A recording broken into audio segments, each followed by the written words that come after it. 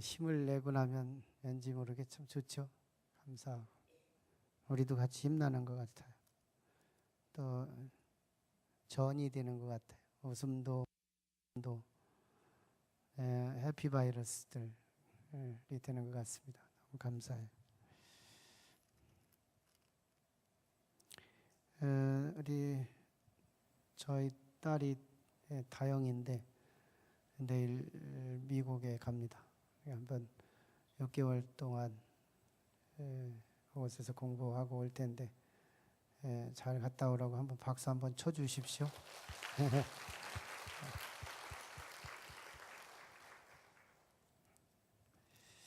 기도 여분이 있으시면 기도해 주시면 더 감사하고. 교회는 참 자신이 있습니다. 하나님을 바로 알 수 있다면, 하나님을 바로 알 수만 있다면 교회는 참 자신 있는 곳이고, 또 우리가 성도로서 하나님을 바로 알 수 있다면 내 삶의 어느 부분에도 꿀리지 않고 당당하게 살아갈 수 있다는 사실입니다. 하나님을 바르게 알 수 있다면, 그 자체가 이성으로 알기는 어렵지만 보혜사 성령을 통해서 그것을 조명받을 수 있는 것이지만, 어쨌거나 교회는 굉장한 무기를 갖고 삽니다. 그리고 성도도 굉장한 무기를 품고 살아가는 거예요. 우리는 사실은 건강에도 자신 있고 건강을 잃어도 자신 있어요. 안전에도 자신 있고 때로는 어려움이 있어도 자신이 있어야 되는 거예요. 몰라서 이제 환경에 지배를 당하는 것이겠지만요. 우리는 좋은 일이 있으면 웃고 또 어려운 일이 있으면 그저 좌절하고 낙심하고 절망하고 이렇게 갈 수 있는 것은 안 믿는 사람들의 법칙이거든요. 실제는 환경이 나를 지배하는 그런 반응적인 삶이니까. 어떤 모습이든지 우리 교회의 태동 그리고 성도의 모든 삶은 하나님에게만 붙들릴 수 있다면 불행이라는 것은 없는 거예요. 실패도 없는 것입니다. 그래서 제가 주문하고 싶은 것은 성공해도 주 안에서, 소위 망해도 주 안에서, 이 구호가 참 딱 맞는 구호라고 믿어요. 얼만큼 느낌이 있는가, 이 부분은 각 개인별 믿음의 차이에 다를 것이지만 실제는 참 자신이 있어야 된다는 거예요. 주 안에서 기뻐도 주 안에서, 슬퍼도 주 안에서, 성공도 주 안에서, 실패도 주 안에서, 건강도 주 안에서, 아파도 주 안에서, 떨어지는 것도 주 안에서, 아무튼 주 안에서 모든 것이 이루어져야 됩니다. 그래서 영광스러운 가운데 하나님께 붙들리면 이삭의 축복이 임하는 거예요. 저는 성서에 이삭의 축복을 소개하고 있는 게 참 감사해요. 이 땅에서 참 평안하게도 축복을 받을 수 있는 것도 있구나 하는 좋은 모델이 되고 있기 때문이죠. 참 싸울 일도 많았는데도 싸우지도 않고 살고요. 평화를 만들어가며 살아갔던 사람이 이삭이고요. 얼마나 그 우물을 파놓으면, 죽으라고 그 노동을 해서 파놓으면 어마어마한 값이 나가는 그 샘 하나를 뺏기는데도 뭐 조금도 불평 없이 다 기부하고 가잖아요. 그 대신에 그에게 다가온 건 평화의 축복을 얻어요. 근데 그가 농사를 지면 100배의 축복을 얻거든요. 참 무사하면서도 태평하면서도 풍성했던 사람이 이삭이에요. 성경이 그런 사람을 소개하고 있다는 게 얼마나 감사해요. 요셉처럼 뺑뺑이 돌리다가 축복받은 얘기만 막 즐비하게 있다면 우리가 얼마나 참 위축되겠어요. 근데 이삭 같은 그런 평화, 또 희락, 기쁨, 그런 또한 태평과 그 안녕 가운데에서 주신 풍성함, 이런 축복이 성경을 소개하고 있어요. 형통한 사건도 하나님께 붙들리면 이삭처럼 될 수 있다는 여지를 성경은 말씀하고 있는 것이고, 그러면서도 실패해도 야곱은 자기 아버지 집에서 형권을 장악하고 나서 집에서 여전히 형으로 뒤바뀌어서 살 줄 알고 살았더니 형한테 오히려 쫓겨서 도망가잖아요. 실패죠. 뭐예요? 실패예요. 자기의 계획은 집안에서 아버지 앞에서 주변에서 서성이면서 형이 나보고 형이라고 말하고 내가 형의 주권을 행사하면서 당장 오늘 여기서 뭔가를 할 것 같은 그런 비전과 꿈을 가지고 아버지한테 축복권을 쟁탈해야 됐는데 이게 웬일이에요. 형이 칼 갈고 동생을 죽이겠다고 나오는데 살기 위해 도망쳐서 바단 아람으로 갔는데 실패자의 도망 아니겠어요. 그런데도 야곱은 하나님 품고 가잖아요. 베델에서 하나님이 약속하고 약속 붙들고 갈 바를 알지 못하는 정처 없는 어느 곳이 외삼촌 댁인지 말만 듣고서 가는 이 행보에 그는 기도하면서 가요. 하나님, 내가 가는 길에 하나님이 동행하셔서 방황하지 않고 외삼촌 댁에 도착할 수 있게 해주세요 해서 갔는데 방황도 없이 바로 가서 우연히 만난 어떤 우물가에 만난 사람을 보니까 바단 아람의 외삼촌에 아는 사람이 소개해 주잖아요. 하나님의 인도하심 속에 실패도 하나님께 붙들리면 한 막대기 하나 갖고 나갔는데 두 대를 갖고 들어오는 성공하잖아요. 얼마나 참 패러독스해요. 모순스러운데 현실이에요. 하나님께 붙들리면 그렇게 된다는 얘기잖아요. 모세도 자기가 정말 선택받은 백성들 편에 서서 내가 우리 히브리 사람을 위해서 애굽 사람을 징치하고 정말 애굽 사람이 잘못했거든요. 히브리 노예 민족이라고 무시하고 여러 가지로 폄하하고 있는 그 모습이 모세가 볼 때 화가 난 거죠. 그래서 어떻게 하다가 또 홧김에 사람을 죽였는데 모래에다가 묻어버린 거죠. 의 때문에 사람을 죽인 거였어요. 그리고 나서는 본의 아니게 도망쳐야 하는 상황이 되잖아요. 실패죠, 실패. 근데 어떻게 해요? 모세는 하나님 만나잖아요. 호렙산에서.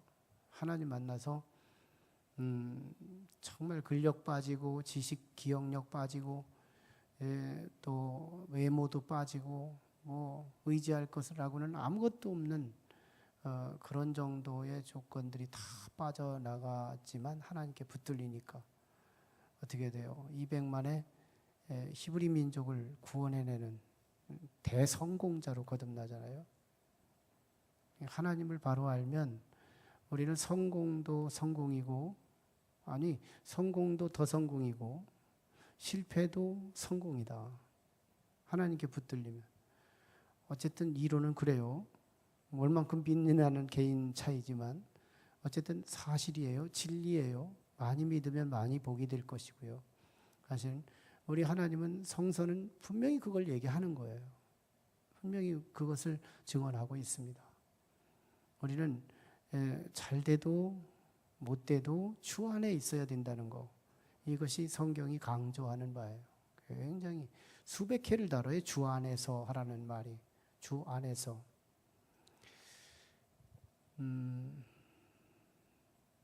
오늘 에베소서는 사실은 바울 사도가 목회하면서 여분에 의해서 에너지가 남는 가운데에서 바울 서신 그 에베소서를 쓴 게 아니에요. 감옥에서 썼어요. 감옥에서 참 복음을 증거했다는 것 때문에 또 유대인들의 모함 때문에 감옥에 들어가서 그 시간 남는 그 시간에 어떻게 해요? 자기는 교회 감옥 밖에 있을 때만 교회 세우는 자가 아니고 감옥에 있으면 사명이 멈추는 자가 아니고 환경 핑계 대면서 자기 사명을 스톱시키는 게 아니고 감옥에 있으면 감옥에 있는 대로 내가 어떻게 사명을 감당할까? 이 사명의 아이디어를 부단히 움직이다 보면 이런 사명의 아이디어가 생기는 거예요. 에베소서가 바울 서신 가운데 옥중 서신이거든요. 감옥에서 쓴 거예요. 오늘 1절이 그걸 서두로 말씀하죠. 교회론을 얘기하려고 하면서 어디서 교회를, 건강한 교회를 부르짖느냐면 지하. 옛날에는 지하 감옥이었어요. 지금만 해도 뭐 이 지상 감옥들이 많지만 감옥이 환경이 너무 좋아졌대요. 콩밥은 옛날 콩밥이고 지금은 아주 고깃국도 나오고 참 좋다는데요. 돈벌이가 안 되면 거기 가는 게 좋다는데 착각은 하지 마시고, 하여튼 그 정도로 참 요즘의 감옥은 변신됐고 좀 변화가 된 건데요. 지하였다는 거예요. 1세기 당시 감옥만 해도 지하. 얼마나 습하고 세균들이 사람의 육신에 질병을 걸게 하고 여러 가지 어려움을 주는 그런 감옥이었습니다. 거기서 에베소 교회를 향해서 서신을 쓴 거예요. 에빌골빌이죠. 옥중 서신은 4개의 책을 썼어요. 그러니까 바울의 사명은 환경으로 사명을 못 감당하도록 조건을 다 폐쇄시켜도 바울은 사명을 감당하는 거예요. 핑계 안 돼요. 바울은 핑계 안 됩니다. 자기 사명 앞에서. 난 이래서 사명을 못해요. 이러지 않아요. 아무튼 뭐 착고로 딱 그 감옥에다가 묶어놔두면 거기서 기도로 사명을 감당하는 거예요. 거기서 찬송이라도 입이라도 열려 있으면 사명을 감당하는 거예요. 이게 바울이에요. 참 대단하잖아요. 우리 연약한 우리 인생들에게 참 굉장한 모델, 도전을 주는 그런 인물이잖아요. 그러므로 주 안에서 갇힌 내가 너희를 권하노니 하면서 교회론을 얘기하는 거예요. 그러니까 기독교는 참 어디서 가르치냐? 높은 강단에서 회중을 가르치는 게 아니고 낮은 지하에서 회중을 높이 육상에 있는 사람들에게 가르치는 이런 구도를 갖고 있어요. 예수님은 십자가상에서 인생의 도를 가르치고 계시죠. 십자가에 매달려서 물과 피를 흘리는 이 고통과 아픔 속에서 주님을 붙들고 그 고통을 이겨내잖아요. 주 안에 있으시잖아요. 하나님 안에 있으시잖아요. 예수님이. 그게 죽었어요. 그런데 살잖아요. 주 안에 있으면 죽어도 사는 거예요. 주 안에 있었기 때문에 그래서 그 십자가에서 인류를 구원하는 저 높은 곳에서 우리를 구원의 메시지를 전하는 게 아니라 이 땅에 십자가에 처절히 물과 피를 흘려서 통증과 고통을 다 경험한 그 자리에서 건강하다고 하는 잘 먹고 잘 산다고 하는 인류를 위해서 가르치고 계신 주님의 강단을 보시라고요. 사망의 자리 아니겠어요? 거기서 어떻게 해요? 그 사망의 자리에서 끝내 하나님 안에 있었더니 하나님께서 죽은 자 중에 첫 열매로 살게 하셔서 인류의 희망, 이 세상은 하나님 안에 있는 사람을 어쩌지 못한다는 절대 생명의 소망을 증거하신 예수님의 모습 보세요. 미국에는 세상에서 가장 강력한 영향력이 있는 여성 하나가 소개되죠. 오프라 윈프리라고 하는 여성입니다. 오프라 윈프리 이야기라고 하는 책이 나와 있는데요. 그 사람 이야기 책을 읽어보면 자기 일대기를 쫙 얘기하면서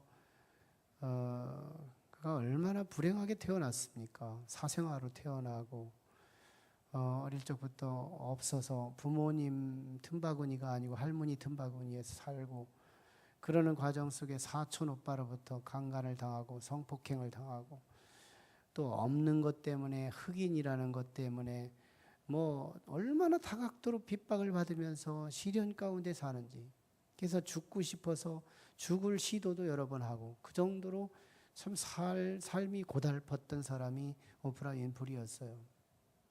근데 그가 주님을 만나잖아요. 주님을 만나는 거예요.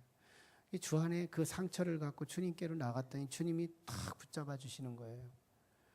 그런데 이 오프라 윈프리가 이 방송에 나갔을 때 처음에는 방송인으로서 실패합니다. 파격적이었기 때문에. 근데 그가 인생의 가장 밑자락, 가장 밑바닥의 그 밑감정을 잘 입으로 표현하는, 말은 원래 잘했어요. 밑감정, 사람의 가장 밑바닥 감정을 잘 입술로 표현해내는 아주 언어의 예술사죠. 이걸 잘한 거예요. 인생의 그 모진 실패의 밑바닥 자리들을 잘 입으로 드러내면서 우리 군중들, 방송에 귀를 하는 이 애청자들을 향해서 TV 애청자도 마찬가지고요. 예, 그들을 향해서 아주 공감력, 그분의 방송에서는 공감력이라는 단어를 굉장히 많이 쓰는 거죠. 공감력의 방송사 패러다임을 싹 바꾼 사람, 이 사람이 오프라 윈프리예요. 참 뭐 너무 식상한 단어들로 회중을 치유하는 게 아니고 정말 저런 말도 할 수 있을까 할 만한 그런 밑바닥의 아픔. 그래서 누군가가 톡쇼 할 때 누군가가 한번 아픔을 가지고 그 회중의 호소를 쭉 하면 이 오프라 윈프리가 그 말을 받아서 대답할 때의 그 밑바닥을 공감시키면서 그랬지. 정말 그때 그런 마음이 들었지. 이렇게 하면서 막 밑바닥을 쫙 이렇게 긁어주는 이 대화, 이 속에서요. 그 사람 당사자가 치유되는 것뿐만 아니라 방송을 듣고 있는 사람들의, 백성들의 그 밑바닥이 치유되는 어마어마한 치료사가 되는 거예요. 주 안에 붙들리니까요, 상처가 별이 되는 거예요. 주 안에 붙들리니까요, 그는 상처가 없으면 시체가 된 거였어요. 그 상처가 별이었던 거예요. 주 안에는 성공도 성공이고 실패도 성공이에요. 우리는 이거에 무식해야 돼요. 아직 이해가 잘 안 가신 분들은 그저 비판하지 말고 이해될 때까지 기다리시면 되고, 아무튼 맞는 말인 거예요. 주 안에서, 이게 참 메리트 있는 단어예요. 주 안에서, 내가 주님 안에서. 근데 기도하면 다 응답받는데 우리는 어떤 목표하지 마시고, 기도해도 응답 오면 할렐루야 영광 돌리면 되고, 기도해서 응답이 없거든 그 응답 없음을 갖고 하나님께 매달려 들어가는 거예요. 바울 사도도 하나님께 기도했는데 응답을 못 받은 기도가 있잖아요. 그에게 아주 치명적인 병이라지요. 그게 안질이라면 어느 정도 중립적인 부분이겠지만, 그게 간질이라면 사실은 지도자로서는 치명적이죠. 그거 가지고 하나님 앞에 영광이 안 된다 싶어서 3번을 작정 기도했는데 하나님께서 노 하신 거예요. 근데 뭐예요? 그것이 대사도가 되게 하잖아요. 그게 대사도가 되게 하는 거예요. 우리 하나님 안에 붙들리면 그게 오히려 높은 강단을 만들어낸다니까요. 놀라운 일인 거예요. 우리가 어떤 자리인지를 내가 몰라. 내가 어떤 자리에 있는지를 정말 마귀도 알고 천사도 아는데, 그리고 믿음 있는 사람들이 아는데 나만 몰라. 이게 문제예요. 대단한 거거든요. 우리 주 안에 있다는 건 대단한 거예요. 내가 생각하는 그 자리가 아니에요. 내가 생각하는 그 이상의 이상적인 현실과 사실적인 자리예요. 주 안에 있다는 게 너무너무 중요해요. 내가 실패를 어디서 했느냐? 주 밖에서 했느냐? 비참한 거예요. 내가 성공을 어디서 했느냐? 주 밖에서 했느냐? 비참한 거예요, 사실은. 주 밖에서 성공하면 할수록 주님과의 거리는 너무 먼 당신이 될 수밖에 없어요. 하나님 없이도 이렇게 성공했는데, 하나님 없이도 이렇게 높아졌는데, 근데 하나님께 가겠어요? 누가 가겠어요? 가는 게 기적이죠. 안 가죠. 오히려 주 안에서 흥하고 망하는 모든 것이 주 안에 있다는 건 대단한 축복인 거예요. 거기서 교회가 시작돼요. 에베소 교회가 높은 강단에서 가르쳐서 교회가 생긴 게 아니었어요. 에베소 교회에서 바울 사도는 지하 감옥에서 정말 사명은 이제 올스톱 됐다 할 그 시대에, 그 시점에 에베소 교회를 향하여 펜을 하나하나 써가면서 교회를 세워가는 이 아름다운 모습을 보세요. 교회는 세 가지가 있어요. 건강한 교회상을 오늘 말씀하고 있는데, 그 지하 과목에서 바울 사도는 펜을 들어서 교회의 가장 이상적인, 교회의 가장 올바른 건강한 교회상을 얘기하고 있는데요. 부르심에 합당한 교회론, 에클레시아라고 그러죠. 헬라어로 에클레시아, 에클 하면은 전치사, 뭐뭐로부터, 레시아 하면 부름을 받은 자들, 이런 세상으로부터 부름을 받은 자들, 이게 에클레시아의 교회예요. 교회에 합당한 삶이 뭐냐? 세 가지가 있어요. 첫째는 하나됨이다. 하나됨이다. 열도 하나요? 둘도 하나요? 셋도 하나요? 백도 하나요? 어디가 하나 되는 교회가 있겠어요? 없지만 우리의 목표가 하나여야 한다는 거예요. 거기가 가장 정상이라는 거예요. 정상이 있지만 정상을 올라가는 사람도 있고 못 올라가는 사람도 있어요. 그러나 표대는 하나여야 한다는 거예요. 하나 되어야 한다. 교회는 하나여야 한다. 예. 목자 중심의 하나, 하나님 중심의 하나, 그리스도 중심의 하나가 되어야 합니다. 교회가 하나 되어야 하는 이유, 하나님도 하나요, 주도 하나요, 그리스도도 하나요, 세례도 하나요. 한 하나님 안에서 우리가 예수 믿는 자가 되어 있기 때문에 오늘 성경은 그걸 말씀하고 있어요. 4절을 보세요. 하나님의 이유, 하나님의 이유. 몸이 하나요, 성령도 한 분이시고, 그리고 한 소망 안에서 부름을 받았기 때문이고, 5절에 주도 한 분이고, 믿음도 하나고, 세례도 하나고, 6절에 하나님도 한 분이시니 만유의 아버지시라. 이러고서 우리가 하나 되어야 한다는 것을 말씀해 주고 있어요. 교회는 분명히 1절에 나타나고 있죠. 1절 하반절에 너희가 부르심을 받은 일에 합당하게 행하여 교회 생활의 모범을 말하고 있습니다. 그래서 하나 되려면 몇 가지 교회가 지켜야 할 코드를 말씀해요. 2절에 겸손. 교회는 겸손하지 않으면 하나 되기 어려워요. 교만해 보세요. 다 4분 오열이지. 고린도 교회가 4분 오열이 될 수 있었던 이유는 교만 때문이죠. 근데 교회가 하나님의 역사하시면 겸손하게 되는 거예요. 겸손이 하나 되게 하는 악교 풀과도 같습니다. 본도와도 같은 거예요. 또 하나는 온유함이에요. 온유함. 겸손과 사촌이게 되겠지만 온유함은 참 물 같은 성향이 있어서 물은 세모에게 역세모가 되고 동그라미에게 역동그라미가 되고 다치지 않게 해요. 이웃을 다치지 않게 해요. 나의 언어 하나가, 나의 제스처 하나가 이웃을 보자기처럼 포근하게 쌓아주는 그런 역할을 하게 하죠. 온유함. 이거에 가장 모범된 사람은 바로 모세였고 예수 그리스도였습니다. 그리고 오래 참음.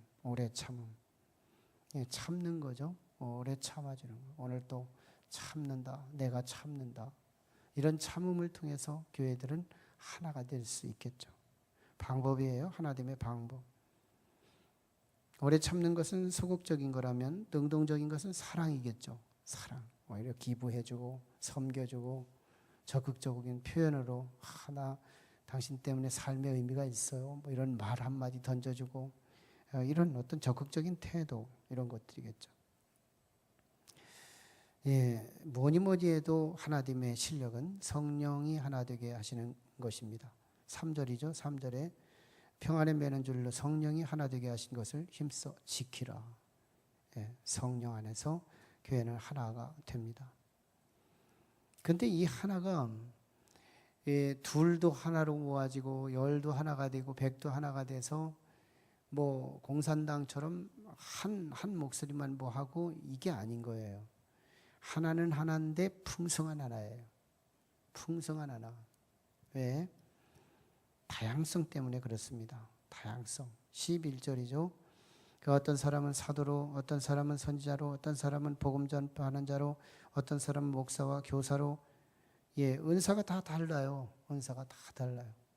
그래서 이 각기 어떤 사람은 새끼손가락 역할, 어떤 사람은 엄지손가락 역할, 어떤 사람은 발가락 역할, 어떤 사람은 팔뚝 역할, 어떤 사람은 머리 역할, 뭐 이런 역할들을 다양히 하면서 하나는 하나인데, 유기적으로 하나긴 하나인데 역할은 다양한 거예요. 운전을 하면서 악셀에다도 밟고, 때로는 브레이크도 밟아주고, 그러가면서 핸들도 돌리고, 커피도 마시고, 전화도 받고, 이러면서 이렇게 여행을 즐기는 것처럼 말이죠. 유기체는 한 몸인데 다양한 것을 풍성하게 할 수 있는 건강한 거예요. 한결 젊으면 혼자 한 몸이 여러 가지를 할 수 있대요. 근데 나이를 먹어가면서 그 풍성함이 줄죠. 자꾸 운전하면 운전밖에 못하고 다른 거 하면 사고 치고 이렇게 자꾸 줄어드는 거예요. 건강하면 풍성해 혼자 책도 읽고 라디오도 듣고 텔레비도 보고 뭐 다기능을 하는 거예요. 여러 가지. 유기체는 다기능할 수 있는 풍성함이 주어지고 있더라는 겁니다. 교회의 원형, 교회의 건강한 모습을 말해주고 있어요. 교회는 하나됨이 그저 다 뭉쳐서 한 덩어리 만들어서 뭐 하자는 그게 아니에요. 그 하나가 여러 역할을 할 수 있는 놀라운 이 시대의 기적의 다이너마이트가 될 수 있다는 것을 말해주고 있어요. 그러면서 교회는 마지막에 성장이 있어야 된다는 거예요. 성장. 13절이죠. 그리스도의 장성한 분량이 충만한 데까지 우리가 자라도록. 15절에도 나타나죠. 오직 사랑 안에서 참된 것을 하여 범사에 그에게까지 자랄지라. 그는 머리니 그리스도라 하면서 서로 지체가 연결되고 각 마디가 연합되고 통일되고 해서 자라나야 된다. 교회는 성장해야 된다 이거예요. 여기는 퀄리티, 질적 성장과 또는 어떤 양적 성장을 우리 함께 같이 포용되는 것이겠죠. 양적 성장을 무시하면 굉장히 양적 성장에 대해서 우리는 상처감이 있지만요. 아니에요. 양적 성장이 없이는 질적인 성장을 논할 수가 없어요. 그래서 우리는 교회는 언제나 성장이다. 교회의 어떤 질적인 추구하는 비전도 성장하고 다른 어떤 역할들도 성장해야 되지만 교회는 양적인 것도 성장해줘야 계속해서 질적인 것이 받쳐줄 수 있고 지속될 수 있기 때문에 교회는 성장해야 된다. 살아있는 것은 성장합니다. 살아있는 것은 성장해요. 육신이 다 성장하면 정신이라도 성장해요. 고견이 나오는 거예요. 고견이 나오죠. 성장하는 거예요. 성장이 멈출 때 하나님은 근심하기 시작하는 거예요. 교회는 세 가지 목표가 있습니다. 가장 교회는 어떤 모습이든지 하나 되어야 합니다. 그러려면 겸손해야 되죠. 그러려면 온유해야 되죠. 그러려면 오래 참아야 되죠. 그러려면 사랑해야 되죠. 그러려면 성령에 취해야 되겠죠. 이런 역할이 없이는 하나 될 수가 없죠. 교회는 하나됨의 목표예요. 우리는 하나 되는 교회, 목소리가 한 목소리를 외치는 교회. 저는 그렇게 봐요. 아무튼 교회는 담임 목사 중심으로 하나 되면 됩니다. 건강해질 수 있어요. 가보면 맞는 말이거든요. 가보면. 적어도 정말 기도하는 지도자라면 저는 그렇게 해야 옳다고 봅니다. 하나 되는 교회, 성령 안에서 하나 되는 그런 교회, 이 교회가 우리의 목표가 되어야 되겠죠. 그래서 같은 말, 같은 마음, 같은 뜻으로 한 영광을 돌리는 교회를 우리가 목표하고 있죠. 그러면서도 다양한 은사별로 여러분 우리 교회에 자기가 은사가 있다 싶으면 이렇게 신청하시면 좋겠어요. 양육반에 들어오고 이렇게 제자반에 들어오면 은사 테스트라는 채널이 있어요. 그래서 은사 테스트를 받으면 내가 어느 부서에 은사가 있어서 여기에서 사역을 하면 참 좋겠다. 은사 사역을 하는 사람은 밤을 새워도요. 밤을 지새우는 의미가 있어요. 지치지 않아요. 은사가 없는 사람을 은사 자리라고 거기다 억지로 심어놓으면 참 어마어마하게 고통스럽죠. 예수 믿기가 이렇게 힘들 수 있을까요? 기왕이 예수 믿을 때 은사 있는 위치에서 자기의 역할을 잘 감당하면 신바람 나는 일이죠. 감사한 일이죠. 별이죠. 부지 중에 하나님 나라의 면류관을 빚는 사건이 되겠죠. 어떤 모습이든 교회는 성장해야 한다. 이것을 어디서 가르쳤어요? 감옥에서 가르쳤다. 에베소 교회를 향해서. 참 에베소 교회가 굉장히 참 유화적이었지요. 아볼로 목사님이 바울 사도가 교회 초태생 세워놓자마자 바로 이렇게 담임 목사 역할을 아볼로가 했어요. 아볼로는 당대의 굉장한 석학이었습니다. 똑똑한 사람이었죠. 근데 그가 성경을 아주 이성으로 가르쳤어요. 그때 그가 몇 년 동안을 가르쳤는데 에베소 교회 성도들이 성령이 뭔지를 하나도 모를 정도였어요. 그때 바울 사도가 선교여행 3차 때 그곳에 들려가지고 2년여 동안 있는 동안에 사역 필두에 가장 먼저 무엇부터 질문해요? 너희가 믿을 때 예수 성령을 받았느냐? 이렇게 묻고 시작하죠. 빈 깡통이었어요. 깡통.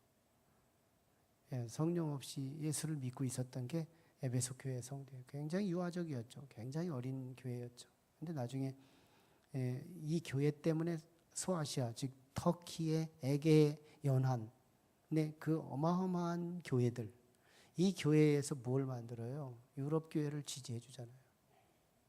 유럽이라는 나라가 어떤 거예요? 복음에 빚진 나라들이거든요.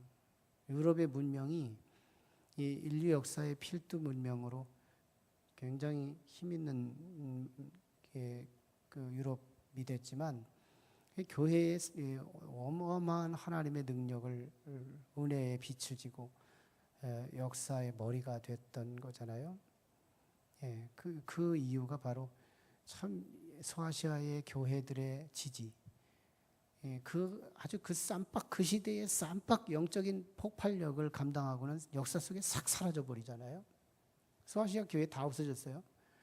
근데 그 시대에 유럽 교회를 불붙이는 교회의 역할을 감당했던 교회가 소아시아 교회예요. 근데 그 소아시아 교회를 태동시킨 교회가 에베소 교회거든요. 어떤 교회인데요? 가장 유아적인 교회, 가장 응애응애하는 교회, 성령도 알지 못하고 성령 받은 사람 하나도 없는 교회, 이게 에베소 교회였거든요. 근데 성장했어요. 이게 성장한 거예요. 우리 교회는 성장해야 될 줄 믿어요. 성장해야 된다. 이제 내게 맡겨진 MD 사역하면 사명을 다해서 맡은 바 보고서에도 좀 뭐 탁탁 올려주고, 내 역할은 보고서 딱 올려줘야 무언가 우리도 사역을 할 수 있지 않겠어요?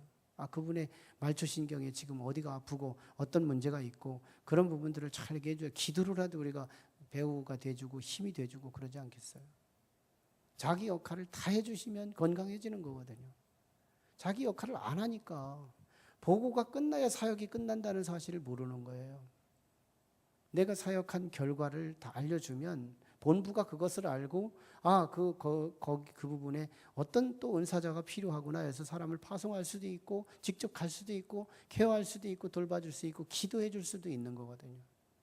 자기 역할을 잘 감당할 수 있는 그런 성숙한 교회, 우리 교회가 가장 먼저는 하나됨의 교회에 목표해야 옳고요. 내가 어떻게 해야 하나 될 수 있을까? 교만하면 절대 안 되는 거예요. 온유하고 오래 참고 사랑해주고 성령 받아서 우리 교회가 나를 녹아시키는 거예요. 공동체 안에서는 나의 색깔을 드러내지 않고 녹여버리는 거예요. 그러면 하나 될 수 있어요. 그리고 자기 위치에서 묵묵히 입으로 하지 말고 그저 손으로 몸으로 보이지 않게 풍성하게 여기서도 손 나오고 저기서도 손 나오고 막 괴한 이상한 것이 된 거겠지만 아무튼 역할을 한 몸이 지나갔는데 어마어마한 일을 해놓고 지나가는 거예요. 어마어마한. 그리고 시간이 지나면 응애응애 하던 교회가 이제는 장성한 분량이 돼서 어미와 아비가 돼서 보듬는 사람들이 많아지는 교회. MD 사역자들이 새 가족을 보듬고 믿음이 연약한 사람들, 믿음이 큰 사람들이 믿음이 약한 사람들을 보듬고 권사님들은 집사님들을 보듬고 집사님들은 성도님들을 좀 보듬고 자기 명찰만 갖지 말고 명찰에 합당한 사역이 있어야 되지 않느냐는 거예요. 보다 성숙해야 되지 않느냐는 거예요. 성장해야 되지 않겠어요? 퇴보하는 게 아니라 시간이 가면 퇴보가 아니라 오히려 더 성장해 갈 수 있는 그런 교회. 이게 바울 사도가 감옥에서 도전한 에베소 교회의 가르침이었어요. 오늘 그 가르침이 오늘 저와 여러분에게 함께하는 가르침 되기를 주의 이름으로 축원합니다. 기도하시죠. 함께 같이 기도하실 때 하나님